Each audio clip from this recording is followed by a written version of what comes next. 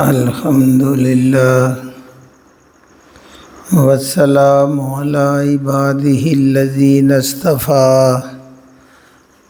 اعوذ باللہ من الشیطان الرجیم بسم اللہ الرحمن الرحیم۔ رکوع نمبر 12 ہے۔ وَإِذَا ضَرَبْتُمْ فِي الْأَرْضِ فَلَيْسَ عَلَيْكُمْ جُنَاحٌ أَن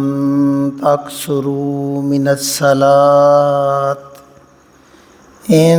خِفْتُمْ أَن يَفْتِنَكُمُ الَّذِينَ كَفَرُوا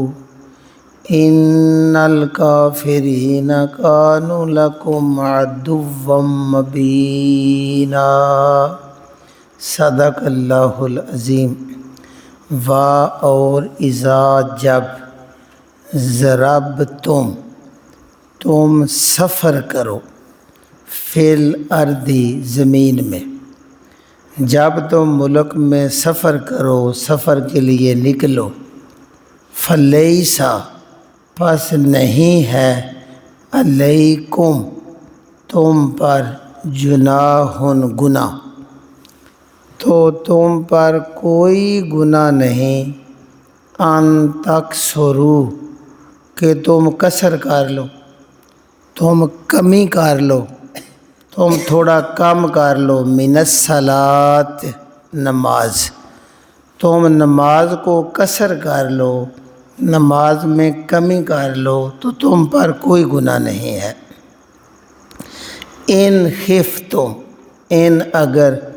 خف خوف، تم اگر تمہیں خوف ہو، این یفتینہ کہ فتنہ میں ڈال دیں گے، تم کو الذین کفروا کافر لوگ، اگر تمہیں یہ بھی خوف ہو، ڈر ہو کہ کافر لوگ تمہیں ستائیں گے، تمہیں فتنے میں ڈالیں گے، تمہارا نقصان کر دیں گے، تو ان الکافرین بے شک جو بھی کافر ہے، کانوا ہیں لکم تمہارے لیے، عدواً دشمن، مبینہ کھلے کھلے، بے شک کافر تو تمہارے کھلے کھلے دشمن ہیں۔ اس آیت میں اللہ رب العزت مسلمانوں کو سفر کے دوران نماز قصر کرنے کا حکم دے رہے ہیں اور اجازت بھی دے رہے ہیں۔ اس آگے جو خوف کا لفظ آیا ہے، اس کے لیے ہمیں اس وقت کے حالات کو ذہن میں رکھنا چاہیے کہ جب نبی کریم صلی اللہ علیہ وسلم ہجرت کر کے مدینہ آ گئے تو کفر کا سیلاب جو ہے، مکے کے مشرک، آس پاس کے قبائل، وہ اس حد تک اسلام اور مسلمانوں کے دشمن ہو چکے تھے کہ اندازہ لگائیے کہ نبی کریم صلی اللہ علیہ وسلم اپنا وطن چھوڑ رہے ہیں اور ہجرت کر کے مدینے آ رہے ہیں، تو وہ پورا کفر گھوڑے لے کے، اونٹ لے کے باہر آپ کی تلاش میں نکلا ہوا ہے، اور 100 سرخ اونٹ انعام رکھا ہوا ہے کہ جو آپ کو زندہ یا مردہ پکڑ کے لے آئے۔ تو دیکھ لیں پھر اسلام کی دشمنی کس حد تک تھی اس وقت مشرکین اور قبائل میں۔ تو جب آپ ہجرت کر کے مدینے آ گئے تو حالات ایسے ہی تھے آس پاس، وہ تو مدینے والوں کو اکساتے تھے، لہذا آپ جب بھی صحابہ کو کسی مہم پر نکالتے، کسی سریے میں جاتے، کوئی بھی ان کے ذمہ کام لگاتے، تو ظاہر ہے وہ اس حوالے سے نکلتے تھے۔ تو اس لیے اللہ رب العزت کہہ رہے ہیں وَإِذَا ضَرَبْتُمْ فِي الْأَرْضِ، اور آگے پھر سفر کے لیے جب یہ آیت پڑھی گئی نا تو حضرت یعلا بن امیہ رضی اللہ تعالیٰ عنہ کہتے ہیں کہ میں نے حضرت عمر بن خطاب رضی اللہ تعالیٰ عنہ سے اس آیت کا مطلب پوچھا کہ یہ تو لکھا ہوا ہے کہ جب تم سفر پہ نکلو کو قصر کر لو، اگر تمہیں خوف ہو کافروں کا تو اب تو امن ہو گیا ہے، تو کیا اب بھی قصر کرنی ہے؟ تو حضرت عمر بن خطاب رضی اللہ تعالیٰ عنہ نے جواب دیا کہ یہی تعجب مجھے بھی ہوا تھا جو آپ کو ہوا ہے، تو میں تو سیدھا رسول کریم صلی اللہ علیہ وسلم کے پاس چلا گیا، تو میں نے آپ صلی اللہ علیہ وسلم سے پوچھا کہ کیا اب بھی قصر کرنی ہے؟ تو اللہ کے نبی صلی اللہ علیہ وسلم فرمایا، عمر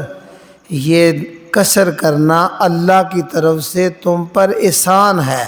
یہ اللہ کا تم پر صدقہ ہے، یہ اللہ کا تم پر انعام ہے، لہذا اللہ کے انعام کو قبول کرو۔ لہذا نبی صلی اللہ علیہ وسلم کی تواتر کے ساتھ سنت موجود ہے کہ آپ نے امن میں سفر کیا یا خوف میں سفر کیا، آپ نے ہمیشہ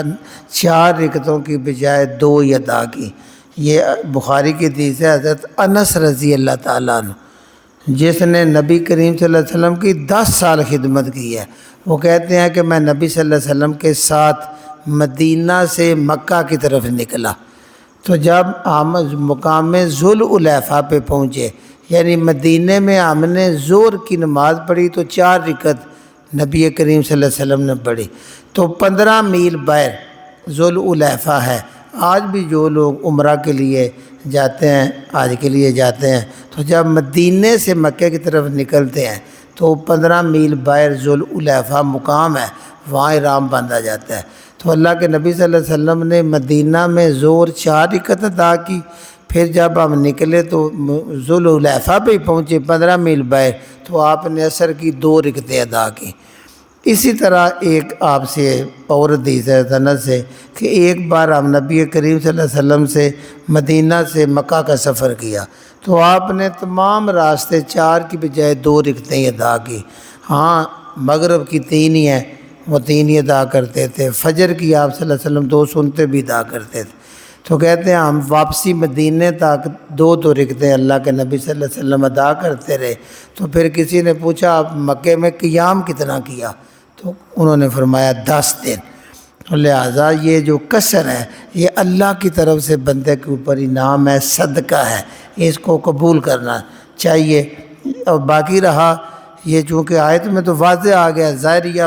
والے کہتے ہیں کہ سفر وہ ہوتا ہے جب بھی گھر سے آپ نکلے ہیں تو آپ سفر میں ہیں، آپ نے گاؤں کی یا دور سے نکل گئے تو سفر شروع ہو گیا، قصر ہے۔ لیکن جو فقہا ہیں ان کی مختلف رائے ہیں، انہوں نے اپنے علمی غوطے لگائے ہیں۔ تو ظاہریہ والوں کے نزدیک تو سفر ہی ہے، تھوڑا ہو یا زیادہ ہو قصر۔ اب امام مالک رضی اللہ تعالیٰ عنہ، امام احمد بن حنبل، ان کے نزدیک تقریباً 48 میل کا سفر ہو تو پھر بندے کو یہ قصر کرے گا۔ اور امام ابو حنیفہ رحمۃ اللہ علیہ کا یہ قول ہے کہ اگر وہ 54 میل ہو تو تب قصر ہے، اس سے کام ہو تو پوری نماز پڑھیں۔ یہ آگے فقہا کی اپنی آراء ہے۔ اللہ رب العزت قرآن میں پھر میں ایک بار ترجمہ دہراتا ہوں، وَإِذَا ضَرَبْتُمْ فِي الْأَرْضِ، جب بھی تم سفر پہ نکلو زمین میں، فَلَيْسَ عَلَيْكُمْ جُنَاحٌ، پس تم پر کوئی گناہ نہیں ہے، ان تقصروا، کہ تم قصر کر لیا کرو، من الصلاۃ، نماز میں قصر کیا کرو، کمی کر لیا کرو، ان خفتم، اگر تمہیں خوف بھی ہو، این یفتنکم، کہ تم کو ستائیں گے، تمہیں فتنے میں ڈال دیں گے، الذین کافروا، کافر لوگ، تو ان الکافرین، بے شک کافر، کانو ہیں لکم، تمہارے عدوًا، دشمن، مبینہ، واضح دشمن ہے۔ آگے نماز خوف کا ہے کہ اگر چونکہ اس وقت جنگی حالات ہے، نبی کریم صلی اللہ علیہ وسلم کی زندگی پوری یوں ہجرت کیا ہے تو مسلسل جنگیں، مسلسل غزوے، کیونکہ کفر کا سیلاب ابھرا ہوا تھا اور وہ اسلام کا وجود برداشت نہیں کرتے تھے، اہل کتاب اور شرارتیں کرتے تھے۔ تو اگلی آیت میں اللہ رب العزت پھر خوف، جب پوری جنگ کا موقع بن جائے پھر بھی نماز کی معافی نہیں ہے، اور نماز بھی باجماعت کا حکم ہے۔ وَإِن وَإِذَا، اور جب کونتا، تو ہو موجود، یعنی آپ موجود ہوں، فیہم، ان میں، اے نبی کریم صلی اللہ علیہ وسلم جب آپ ان میں موجود ہوں، فَأَقَمْتَ، پس آپ ان کو کھڑا کریں، لہم، ان کو، الصلاۃ، نماز کے لیے، آپ ان کو نماز کے لیے کھڑا کریں، فَلْتَقُمْ، پس لازم ہے کہ کھڑے ہوں، فا ہو گیا نا، پس لام لازم، تقم قائم ہونا، کھڑے ہو جائیں، طائفتن، ایک جماعت، منہم، ان میں سے، ان صحابہ میں سے ایک جماعت جو ہے وہ کھڑی ہو جائے آپ کے ساتھ، ماں کا آپ کے ساتھ ایک جماعت کھڑی ہو جائے، فل یا خضو پس چاہیے کہ وہ باندھے رکھے، پکڑے رکھیں، اسلحتہم اپنا اسلحہ، ضروری ہے کہ وہ اپنا اسلحہ جنگی سامان جو انہوں نے اپنا تلوار، ڈھال، زرہ جو باندھی ہوئی آج کے دور میں پسٹل، اگر وہ آپ نے اپنی بیلٹ کے ساتھ لگایا ہوا ہے تو ضروری ہے کہ اپنا اسلحہ اپنے ساتھ رکھیں۔ فَإِذَا پس جب ساجدوا وہ سجدہ کر لیں، یعنی ایک رکعت مکمل کر لیں، فَلْيَكُونُوا پس چاہیے کہ ہو جائیں وہ مِن وَرَائِكُمْ آپ کے پیچھے سے ہٹ جائیں، ایک رکعت وہ ادا کریں پھر وہ پیچھے سے ہٹیں، وَلْيَأْتِ اور آ جائے طائفۃ اخری دوسری جماعت آ جائے۔ پہلے آپ اپنے لشکر کو دو گروہ میں تقسیم کریں، ایک گروہ جو ہے وہ دشمن کے سامنے ڈٹ کے رہے اور ایک آپ کے پیچھے نماز کے لیے کھڑا ہو جائے۔ جب وہ ایک رکعت پڑھ لے تو اللہ کہتے ہیں وَلْيَأْتِ وہ پہلے والا ہٹ جائے اور دوسری جو جماعت ہے وَلْيَأْتِ وَلْتَأْتِ اور آ جائے طائفۃ جماعت اخری دوسری جماعت جو دشمن کے آگے ڈٹی ہوئی تھی وہ آ جائے، لم یصلوا جس نے نماز نہیں پڑھی وہ جماعت اب آ جائے، فلیصلوا پس وہ اب نماز پڑھے یعنی دوسری رکعت پڑھے، ماں کا آپ کے ساتھ وہ دوسری رکعت پڑھے، ولیاخذوا اور ضروری ہے کہ وہ بھی باندھے رکھے، پکڑے رکھے، حذرہم اپنے بچاؤ کا سامان، واسلحتہم اور اپنا اسلحہ، وہ اپنا اسلحہ ہتھیار اور بچاؤ کا سامان وہ بھی اپنے ساتھ رکھیں۔ ود الذین یہ کیوں رکھیں؟ ودا چاہتے ہیں، الذین کافروا کافر تو چاہتے ہیں، وہ انتظار کر رہے ہیں، لو تغفلون کہ تم غفلت کرو، تم ذرا سی غفلت اور سستی کرو، ان اسلحتکم اپنے اسلحے سے۔ کافر تو یہ چاہتے ہیں کہ تم اپنے اسلحے سے غافل ہو جاؤ،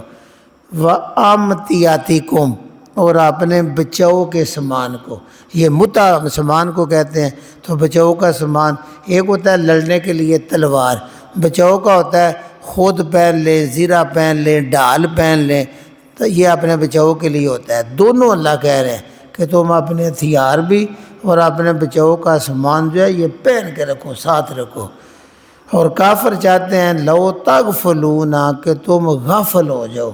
سست ہو جاؤ، ان اسلحتکم اپنے اسلحے سے، وامتیاتکم اور اپنے ساز و سامان سے، بچاؤ کے سامان سے، فیمیلون وہ مائل ہو جائیں، یک بارگی اللہ بول دے، علیکم اوپر تمہارے، میلتن واحدہ ایک ہی بار حملہ کرنا۔ کافر چاہتے ہیں تم غافل ہو جو اسلحے سے اور ساز و سامان سے، اور وہ یک مشت کٹھے ہو کے فیمیلون وہ اللہ ہی بول دے، علیکم اوپر تمہارے، میلتن واحدہ ایک ہی حملے میں وہ سارا کام تمام کر دیں۔ کافر یہ چاہتے ہیں، لہذا تمہیں اس سے غافل نہیں ہونا چاہیے۔ حضرت ابو ہریرہ رضی اللہ تعالیٰ عنہ ان کے بارے میں بھی ایک روایت آتی ہے کہ مقام اسفان کے قریب اللہ کے نبی صلی اللہ علیہ وسلم نے پڑاؤ ڈالا، دشمن سامنے تھا، تو دشمن یہ سازش کر رہے تھے، سوچ رہے تھے، پلاننگ بنا رہے تھے کہ ابھی ایک نماز کا وقت آنے والا ہے جو مسلمانوں کو اپنے باپوں اور اپنے بیٹوں سے بھی زیادہ پیاری ہے، اور وہ نماز عصر تھی۔ تو کہتے ہیں جب یہ ادھر جائیں گے تو ہم یک بارگی ان کے اوپر حملہ کریں گے۔ وہ یہ سوچ رہے تھے، اللہ رب العزت نے آسمان سے جبریل کو نازل کر دیا، اور نبی کریم صلی اللہ علیہ وسلم کو جبریل نے کہا کہ اللہ کہہ رہا ہے کہ دشمن آپ کے اسلحے سے غفلت کا انتظار کر رہا ہے، لہذا اپنا پورے ساز و سامان سمیت اپنے لشکر کے دو گروہ بناؤ، ایک گروہ دشمن کے سامنے ڈٹ کے رہے اور ایک گروہ آپ کے ساتھ باجماعت نماز ادا کرے۔ دیکھ لیجئے دشمن سامنے ہے، جنگ کا مقام ہے، اور اللہ رب العزت مومنین کو نماز کی پابندی اندازہ لگائیے جہاد اور نماز کا کتنا آپس میں جوڑ ہے، کیونکہ یہ بہت لازمی ہے اور بالکل نماز جہاد کی طرح ہے کہ صفیں کٹھی، جہاد کی طرح پاؤں کندھے کٹھے اور ایک امام کی اتباع، ایک ہی حکم پہ رکوع سجود سلام، اس میں بڑی زیادہ تربیت کی جاتی ہے نماز میں، اور ضروری اتنی ہے۔ اور دوسرا، اس وقت کے جو صحاب ہیں اللہ کے نبی صلی اللہ علیہ وسلم موجود تھے، ان کی پوری خواہش ہوتی تھی کہ ہم سب نبی صلی اللہ علیہ وسلم کے پیچھے نماز پڑھیں تاکہ ثواب اور دل کو سکون ملے۔ تو اللہ نے کہا 2 گروہ بناؤ، ایک ڈٹا رہے اور ایک آپ کے پیچھے صف باندھ لے، ایک جب رکوع پوری ایک رکعت ہو جائے وہ پیچھے ہٹ جائے، اور پیچھے والا جو ہے وہ نبی صلی اللہ علیہ وسلم کے ساتھ دوسری رکعت میں شامل ہو جائے، اور جب دوسری رکعت مکمل ہو جائے تو یہ جبریل امین نماز سکھا رہے ہیں، تو وہ آپ سلام پھیر دیں۔ اس طرح نبی صلی اللہ علیہ وسلم کی 2 رکعتیں ہو گئی اور ان کی ایک رکعت ہو گئی۔ یہ ترمذی کی روایت ہے، اور ایک روایت ہے حضرت جابر رضی اللہ تعالیٰ عنہ کہتے ہیں کہ اللہ کے نبی صلی اللہ علیہ وسلم کے ساتھ ہم نے صلاۃ الخوف ادا کی۔ خوف میدان جنگ، ڈٹا ہوا ہے، دشمن سے لڑائی جاری بھی ہے، اور یہ حالات ہیں، تو اللہ کے نبی صلی اللہ علیہ وسلم نے ہماری 2 جماعتیں بنائیں۔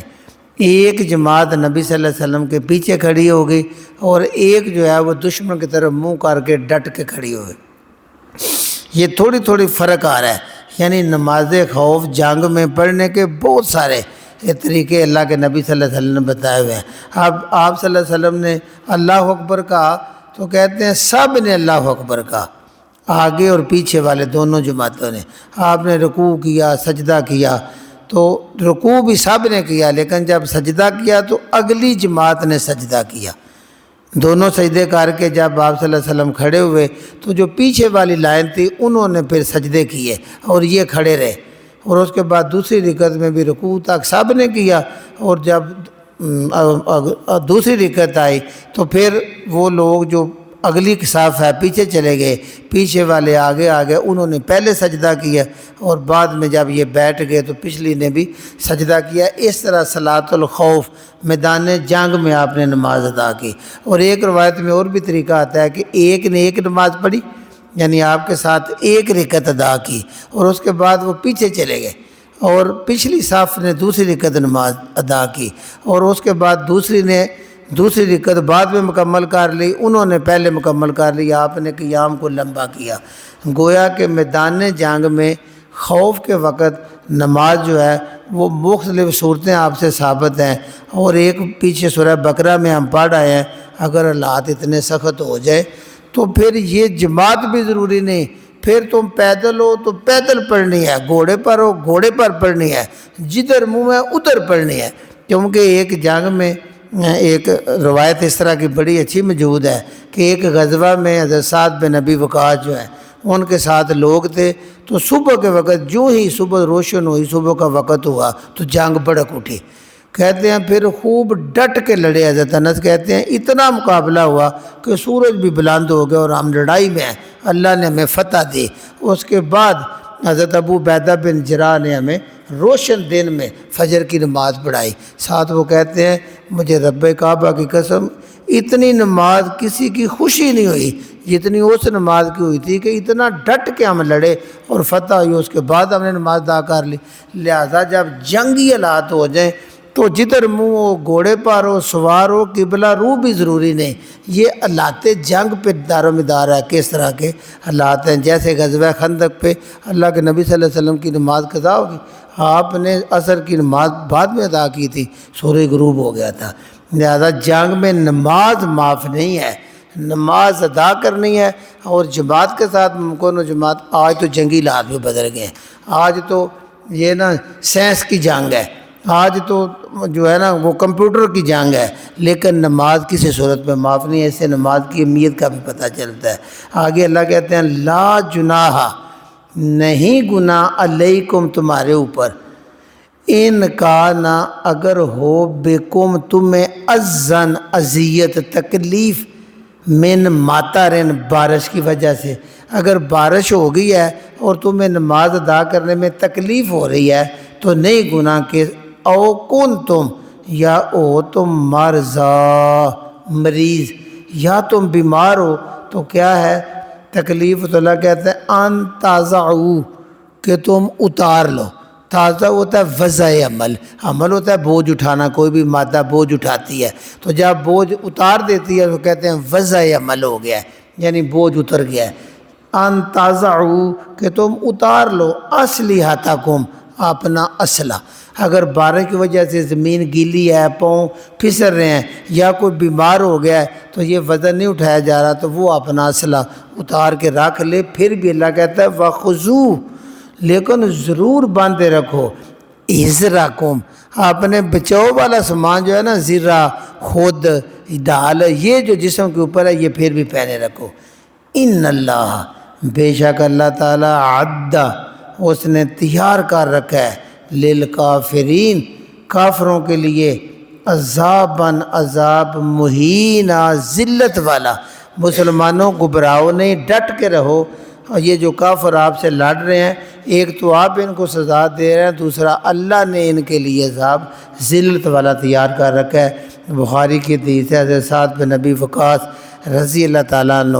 یہ بڑے فخر سے کہا کرتے تھے میں پہلا بندہ ہوں جس نے اسلام کی راہ میں دشمنوں پر تیر چلایا. تو یہ اس لیے جہاد بڑے ثواب کا کام ہے. حضرت ابو سعید رضی اللہ تعالیٰ عنہ کہتے ہیں غزوہ بدر تھا نا تو اللہ کے نبی صلی اللہ علیہ وسلم ہمیں بار بار کہتے تھے دیکھیں دشمن جب قریب آ جائے اور پورے نشانے پر ہو تب تیر چلانا ہے، تیروں کو بچا کے رکھنا ہے، یعنی بڑے محفوظ طریقے سے لڑنا ہے، ہمارا کوئی نشانہ تیر ضائع نہ ہو کیونکہ ساز و سامان کم تھا. اس طرح بڑے جوش کے ساتھ مسلمان لڑتے تھے. سبوں کو ایک بار دہرا لیتے ہیں. وَإِذَا ضَرَبْتُمْ فِي الْأَرْضِ جب تم زمین پر سفر کے لیے نکلو فَلَيْسَ عَلَيْكُمْ جُنَاحٌ پس نہیں ہے تمہارے اوپر کوئی گناہ ان تقصروا من الصلاۃ تم نماز میں قصر کر لیا کرو. ان خفتم اگر تمہیں خوف ہو ان یفتنکم کہ فتنے میں ڈالیں گے تم کو الذین کافروا کافر لوگ. تو ان الکافرین بے شک کافر جو ہیں وہ تو اسلام کے دشمن ہیں نا، بے شک کافر کانوا ہیں لکم تمہارے عدو مبینہ کھلے کھلے دشمن ہیں، وہ تو ستائیں گے. تم نے اللہ سے اپنا رابطہ رکھنا ہے، نماز کو ادا کرنا ہے. چلو تھوڑی پڑھ لو، 2 رکعتیں پڑھ لو، قصر کر لو. وَإِذَا كُنْتَ اور جب آپ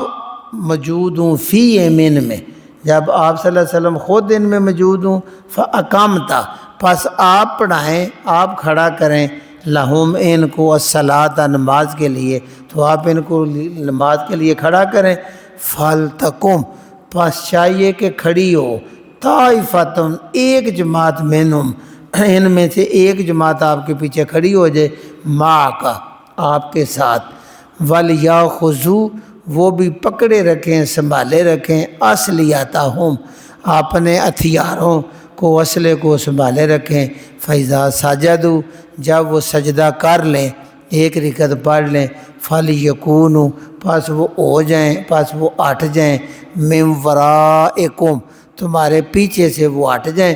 وَلْيَأْتِ اور آ جائے طائفۃ اخری دوسری جماعت آ جائے لم یصلوا جس نے نہیں پہلی رکعت پڑھی، جس نے نماز نہیں پڑھی وہ آپ کے پیچھے آ جائے. فَلْيُصَلُّوا پس وہ بھی نماز پڑھیں معک آپ کے ساتھ، وہ بھی دوسری رکعت پڑھیں. وَلْيَأْخُذُوا وہ بھی پکڑے رکھیں باندھے رکھیں حِذْرَهُمْ اپنے بچاؤ کا سامان بھی وَأَسْلِحَتَهُمْ اور اپنا اسلحہ بھی وہ اپنے ساتھ رکھیں. اس لیے کہ وَدَّ الَّذِينَ كَفَرُوا وَدَّ چاہتے ہیں الَّذِينَ كَفَرُوا کافر جو ہیں وہ چاہتے ہیں لَوْ تَغْفَلُونَ کہ تم غفلت برتو، تم سست ہو جاؤ، غافل ہو جاؤ عن اسلحتکم اپنے اسلحے سے وامتیاتکم اور اپنے سامان سے، اپنے ساز و سامان اسلحے سے غافل ہو جاؤ. فَيَمِيلُونَ وہ حملہ کریں علیکم اوپر تمہارے میلتم واحدہ یک بارگی اچانک ایک ہی بار وہ زبردست حملہ کر دے. وَلَا جُنَاحَ ہاں نہیں گناہ علیکم اوپر تمہارے ان کان بکم اذن اگر کسی کو تکلیف ہو رہی ہو من ماترن بارش کی وجہ سے سلپری ہو گئی ہے، پاؤں سلپ ہو رہا ہے، تو او کون تم مرضا یا ہو کوئی تم میں سے مریض ان تازہ ہو کہ تم اتار دو اصلیاتکم اپنے اسلحے کو اتار دو، اگر بارش کی وجہ سے بیماری کی وجہ سے کسی کو تکلیف ہے وہ اسلحہ اتار لے، لیکن وخذو باندھے رکھے پہنے رکھے حذرکم اپنے بچاؤ والا سامان پہنے رکھے، ان اللہ بے شک اللہ بھی عدہ اس نے تیار کیا ہوا ہے للکافرین کافروں کے لیے عذابا مہینا رسوائی والا عذاب۔ سبحان ربک رب العزت عما یصفون وسلام علی المرسلین والحمد للہ رب العالمین۔